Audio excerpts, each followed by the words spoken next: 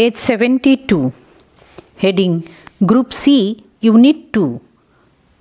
Growth and Development. Chapter 2.1.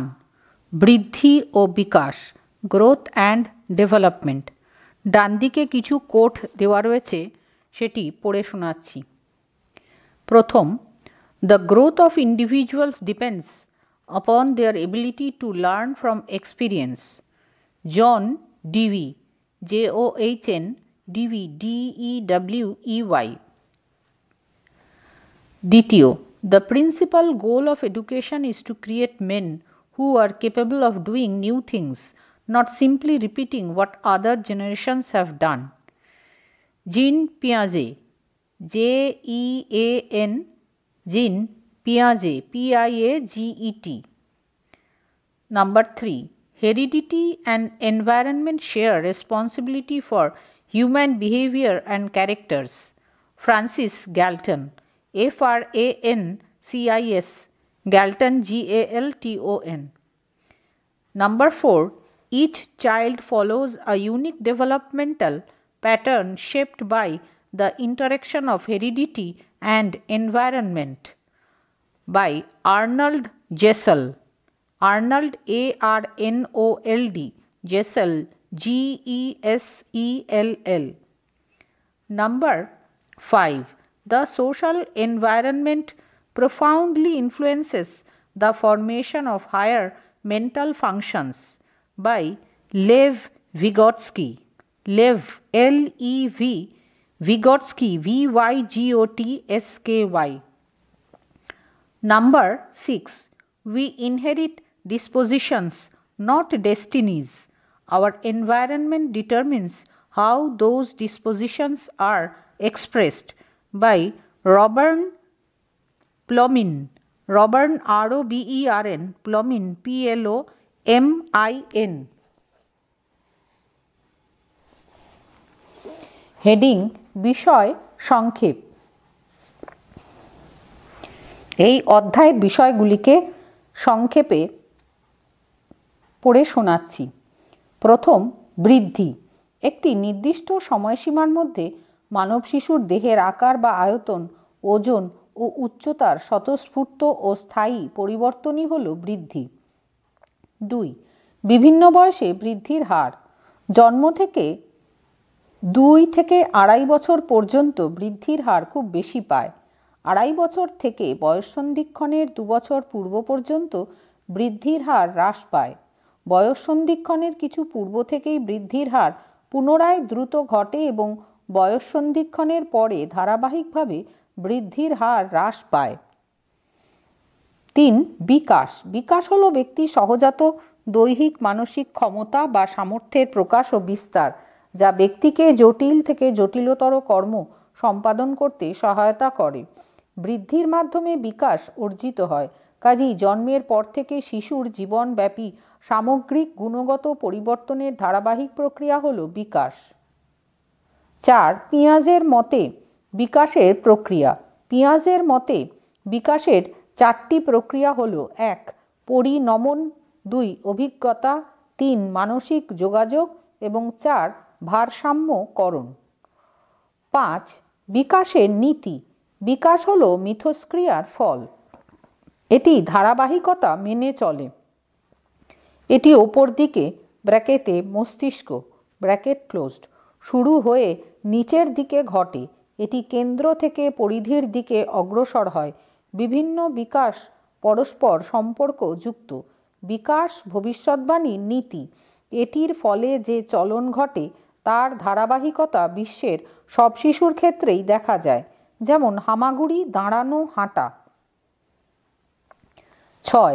বৃদ্ধি ও বিকাশের মূল পার্থক্য। বৃদ্ধি কেবল দেহের মধ্যেই সীমাবদ্ধ, কিন্তু বিকাশের ধারণায় দৈহিক, মানসিক, সামাজিক, প্রাক্ষবিক সবই অন্তর্ভুক্ত। বৃদ্ধি হলো কারণ আর বিকাশ হলো ফল। বৃদ্ধি নির্দিষ্ট বয়স পর্যন্ত ঘটে, কিন্তু বিকাশ আমৃত্যু। বৃদ্ধি পরিমাণগত ও পরিমাপযোগ্য, কিন্তু বিকাশ গুণগত ও পর্যবেক্ষণ সাপেক্ষ। 7. বৃদ্ধি ও বিকাশের উপাদান। মানব জীবনের বিকাশ ও বৃদ্ধিতে যে দুটি উপাদান খুবই গুরুত্বপূর্ণ ভূমিকা পালন করে তা হল বংশগতি ও পরিবেশ। 8. বংশগতির অর্থ। শিক্ষার্থী তথা শিশুর বিকাশের ক্ষেত্রে একটি উল্লেখযোগ্য উপাদান হল বংশগতি বা বংশধারা। যে প্রক্রিয়ায় পিতামাতার চারিত্রিক গুণাবলী বংশ পরম্পরায় সন্তান সন্ততির দেহে সঞ্চারিত হয় তাকে বংশগতি বলে। 9. ডিএনএ। ডিএনএর পুরো নাম ডিঅক্সিরাইবো নিউক্লিক অ্যাসিড। এটি ডিঅক্সিরাইবোজে শর্করা N2 ঘটিত ক্ষারক ও ফসফেট দ্বারা গঠিত। এটি দ্বিতন্ত্রী, আত্মপ্রজননশীল এক প্রকার জৈব আণবিক সংগঠন। এটি জীবের যাবতীয় বংশগতি বৈশিষ্ট্যের ধারক, বাহক ও নিয়ন্ত্রক রূপে কাজ করে। 10. আরএনএ। আরএনএর সম্পূর্ণ নাম রাইবোনিউক্লিক অ্যাসিড। এটি রাইবোজ শর্করা, ফসফরিক অ্যাসিড এবং 2 প্রকারের N2 ক্ষারক নিয়ে গঠিত। এটি একতন্ত্রী এবং রেখা করে এক প্রকার জৈব আণবিক সংগঠন। এটি প্রোটিন সংশ্লেষে অংশ নেয়।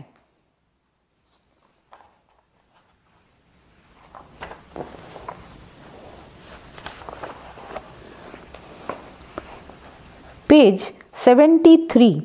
পেজ 73-তে বৃদ্ধি ও বিকাশের অর্থের উপরে একটি চার্ট করে দেওয়া রয়েছে, যেটি পরে পড়ে শোনাচ্ছি। পেজ 74-এ বিষয় সংক্ষেপ বাকিগুলি দেওয়া রয়েছে।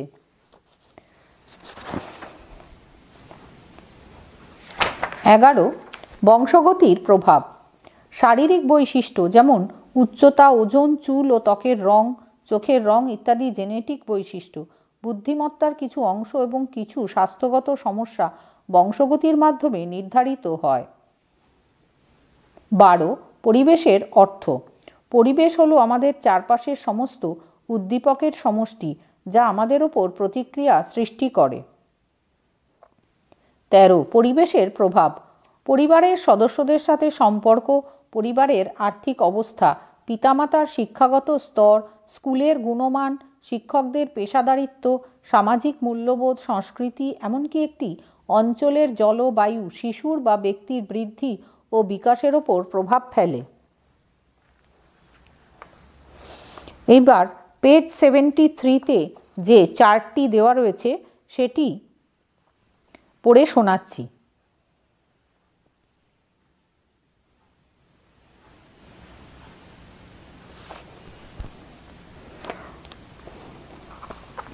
এই চার্টের সেন্টারে বা কেন্দ্রে রয়েছে একটি গোলাকার ক্ষেত্র যেখানে লেখা রয়েছে বৃদ্ধি ও বিকাশের অর্থ, ব্র্যাকেটে meaning of growth and development. এটিকে মূল দুটি ভাগে ভাগ করা হয়েছে। ডান দিকে লেখা রয়েছে বৃদ্ধি এবং বাঁ দিকে লেখা রয়েছে বিকাশ।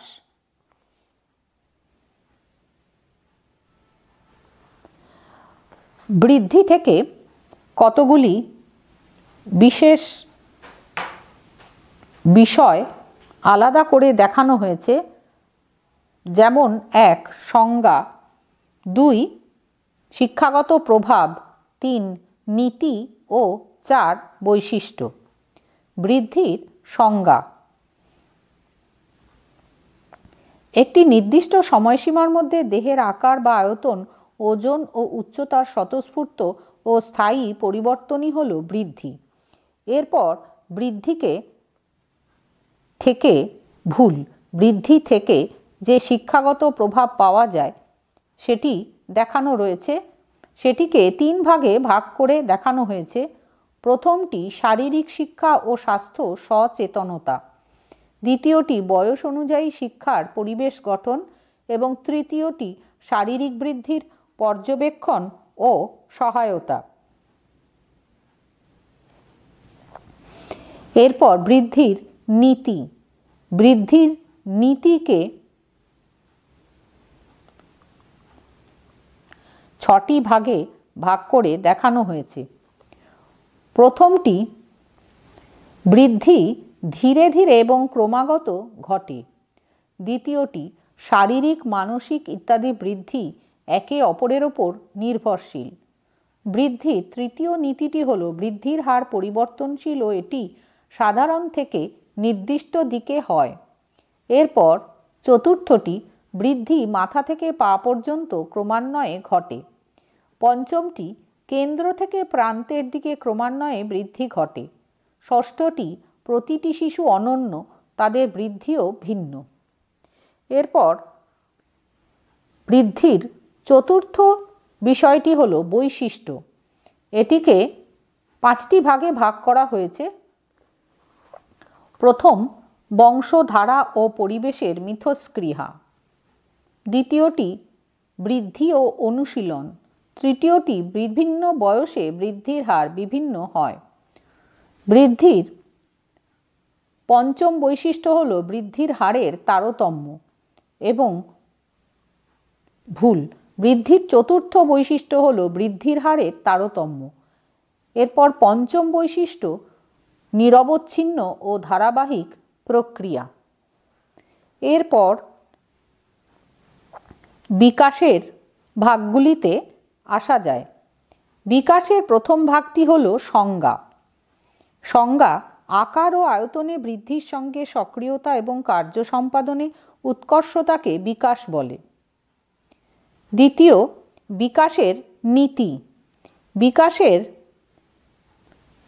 8টি নীতি রয়েছে, সেগুলি যথাক্রমে: 1.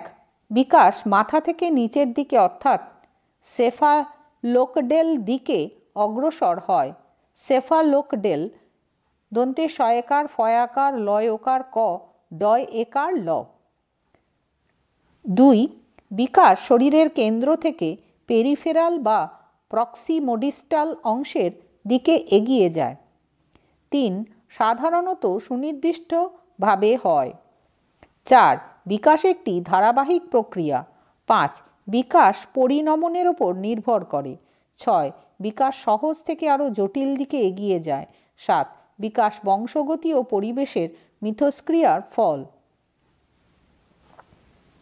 8. বিকাশের ফলে যে চলন ঘটে তার ধারাবাহিকতা বিশ্বের সব শিশুর ক্ষেত্রেই দেখা যায়। এরপর বিকাশের তৃতীয় ক্ষেত্র হল শিক্ষাগত প্রভাব। এটিকে 5টি বিষয়ে ভাগ করা হয়েছে। প্রথমটি ভিন্নমুখী শিক্ষণ, দ্বিতীয়টি সামাজিক ও প্রাক্ষবিক শিক্ষা, তৃতীয়টি বৌদ্ধিক বিকাশ অনুযায়ী পাঠ্যক্রম তৈরি, চতুর্থটি স্বায়ত্তশাসন এবং স্বাধীনতায় উৎসাহিত করা এবং পঞ্চমটি অন্তর্ভুক্তিমূলক শিক্ষা। সবশেষে বিকাশের বৈশিষ্ট্য দেখানো হয়েছে। বিকাশের 9টি বৈশিষ্ট্য। প্রথমটি পরিণমনের ফল, দ্বিতীয়টি ধারাবাহিক প্রক্রিয়া, তৃতীয়টি মিথস্ক্রিয়ার ফল, চতুর্থটি নিরবচ্ছিন্ন প্রক্রিয়া, পঞ্চমটি ব্যক্তিগত প্রক্রিয়া, ষষ্ঠটি নিম্নাভিমুখী প্রক্রিয়া, ষষ্ঠটি কেন্দ্র থেকে পরিধি অভিমুখী প্রক্রিয়া, সপ্তমটি সম্পর্কযুক্ত প্রক্রিয়া এবং অষ্টমটি বাইল্যাটারাল থেকে ইউনিল্যাটারাল প্রক্রিয়া। এইভাবে বৃদ্ধি ও বিকাশের অর্থের উপরে একটি চার্ট তৈরি করা হয়েছে।